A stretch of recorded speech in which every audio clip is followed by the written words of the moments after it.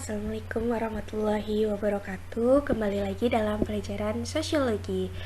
Nah, sekarang kita akan membahas materi kelas 10 tentang nilai dan norma.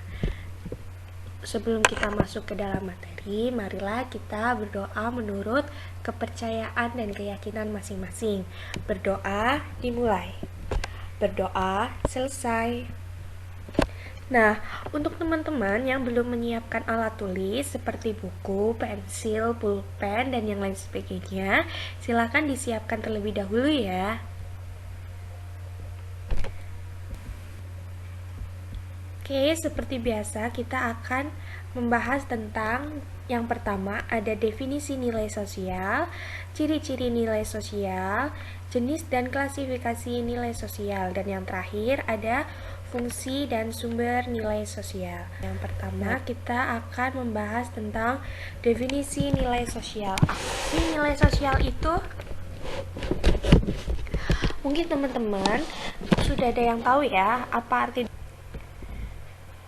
Ternyata nilai sosial adalah sebuah ukuran, patokan, anggapan, bahkan keyakinan yang lahir dan berkembang di masyarakat mengenai apa yang benar, pantas, luhur, dan baik untuk dilakukan. Jadi, secara simpelnya, nilai sosial adalah sesuatu hal yang dianggap baik di dalam masyarakat. Seperti itu ya.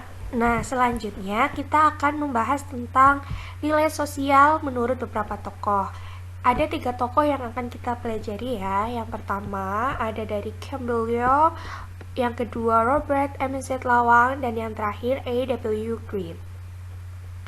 Lalu apa sih nilai sosial itu menurut Campbell Young? Oke, kita akan lihat.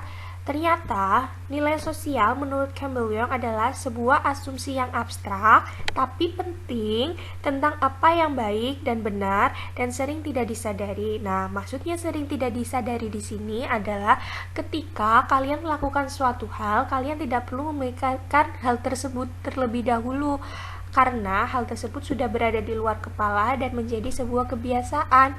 Contohnya, seperti kalian makan menggunakan tangan kanan.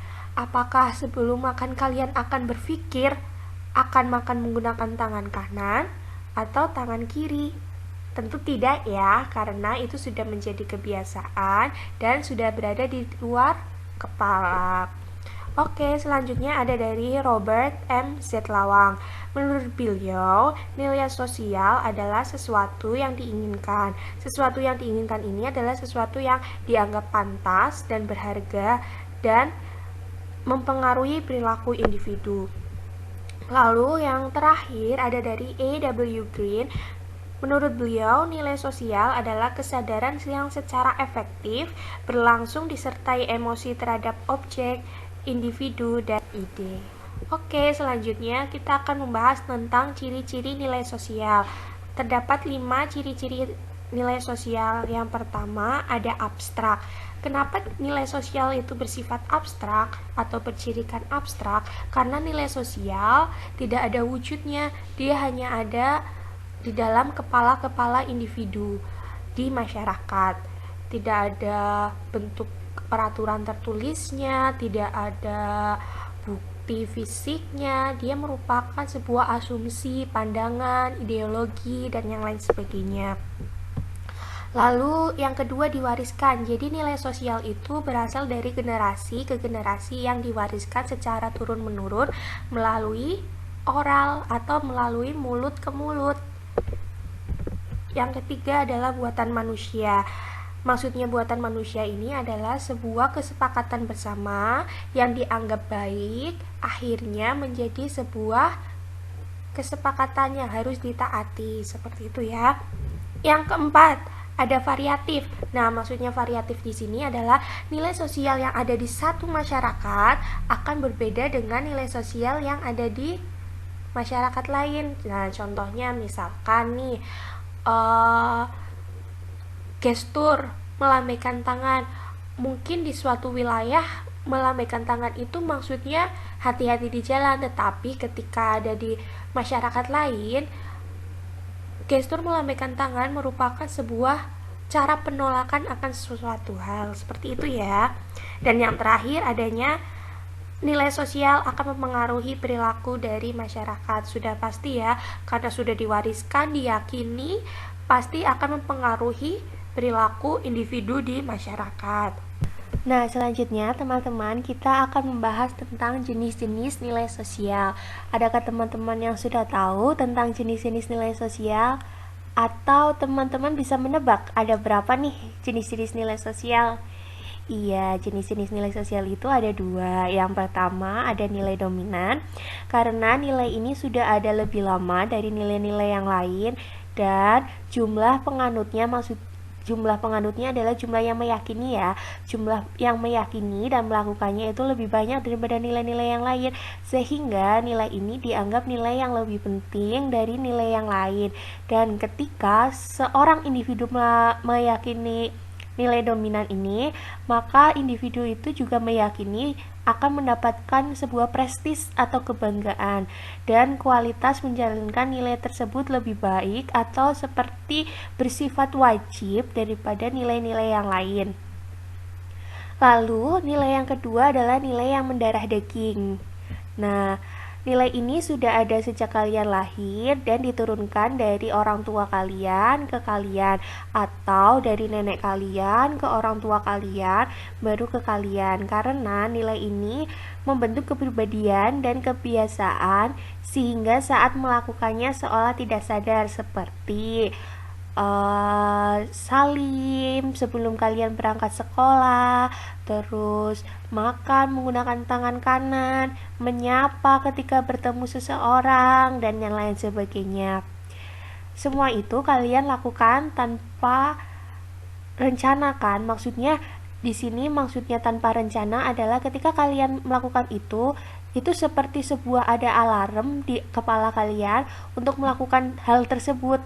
Jadi tidak usah dipikirkan terlebih dahulu, seperti adanya rasa spontanitas seperti itu. Nah, ada klasifikasi nilai sosial. Yang pertama, nilai material, berguna bagi jasmani dan kebutuhan fisik manusia, seperti kendaraan bermotor, terus berpakaian, memakai sepatu, dan yang lain sebagainya. Yang selanjutnya nilai vital. Nah, nilai vital ini adalah nilai yang menunjang aktivitas individu. Contohnya ketika kalian sebagai pelajar, maka nilai vital yang menunjang aktivitas adalah belajar menggunakan gadget, menggunakan buku, melalui YouTube, dan yang lain sebagainya. Atau sebagai seorang penjahit, nilai vitalnya adalah penjahit, nilai vitalnya iya, mesin jahit, seperti itu. Lalu yang terakhir ada nilai rohani. Nah, nilai rohani ini adalah berguna untuk apa teman-teman? Iya, berguna untuk sisi religius dari diri kita. Ya, contohnya ada nilai kebenaran, nilai keindahan, nilai moral, dan nilai religius. Selanjutnya ada sumber nilai sosial. Yang pertama ada nilai yang bersumber dari Tuhan, contohnya ajaran agama dan tertulis pada kitab suci. Seperti kita ketahui semua ya, di Indonesia meyakini ada beberapa agama. Ada 6, ada Islam, Katolik, Kristen, Buddha, Hindu, dan Konghucu. Lalu nilai yang bersumber dari masyarakat. Nah, ketika ada satu hal asumsi di masyarakat yang disepakati bersama dan dianggap benar dan luhur, maka asumsi tersebut dinamakan nilai yang bersumber dari masyarakat.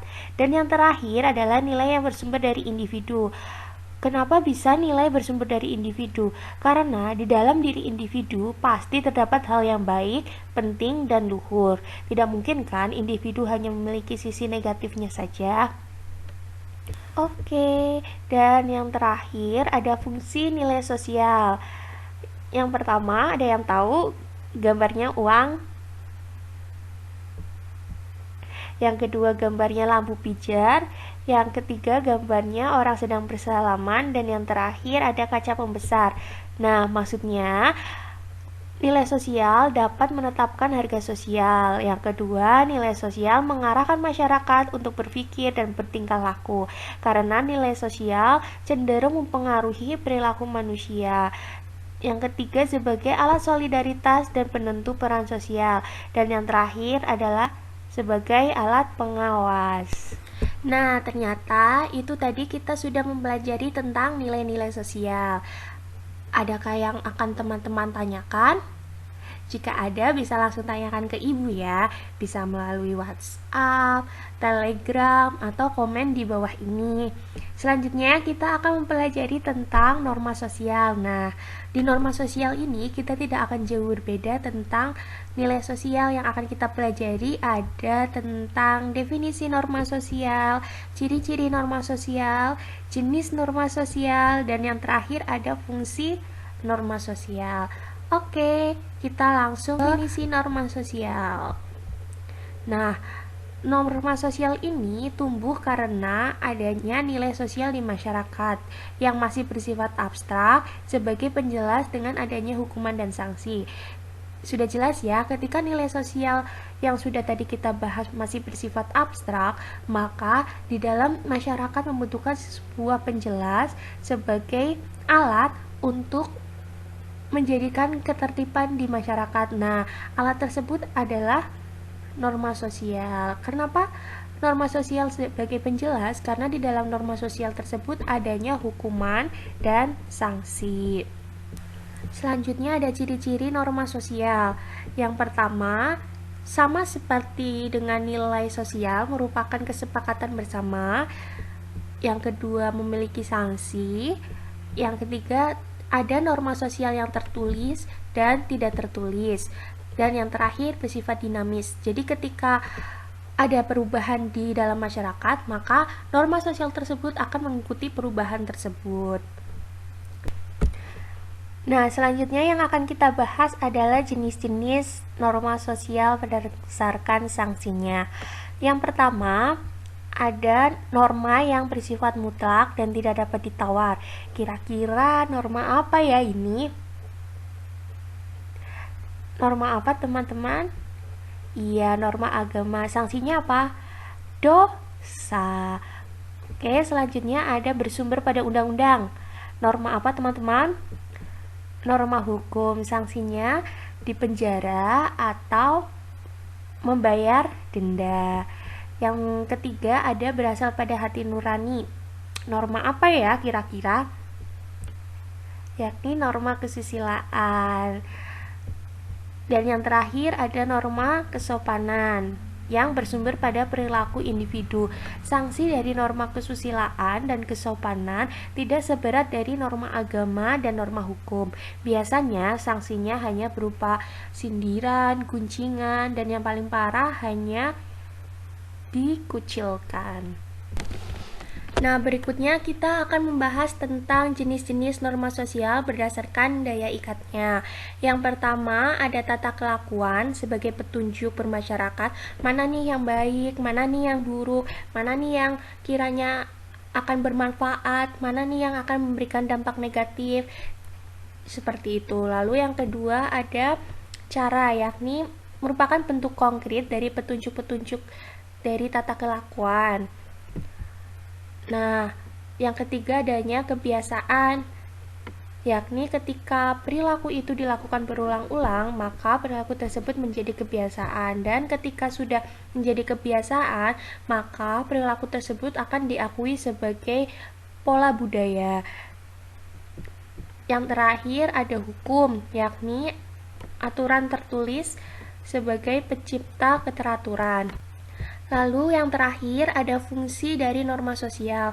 Ada 3 fungsi norma sosial. Yang pertama sebagai alat kontrol dalam masyarakat.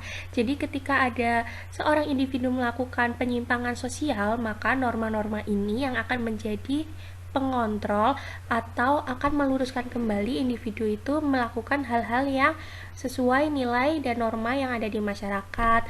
Yang kedua ada alat menertibkan dan menstabilkan kehidupan sosial, dan yang terakhir sebagai pedoman atau aturan bermasyarakat. Nah, teman-teman, itu tadi yang sudah kita pelajari tentang nilai dan norma yang ada di masyarakat. Untuk teman-teman yang akan bertanya atau akan menanyakan tentang nilai dan norma, bisa melalui WhatsApp atau Telegram ya. Atau kalau teman-teman ingin komen di bawah ini tentang pertanyaan, teman-teman bisa juga. Oke, sampai berjumpa di pelajaran sosiologi yang akan datang. Wassalamualaikum warahmatullahi wabarakatuh.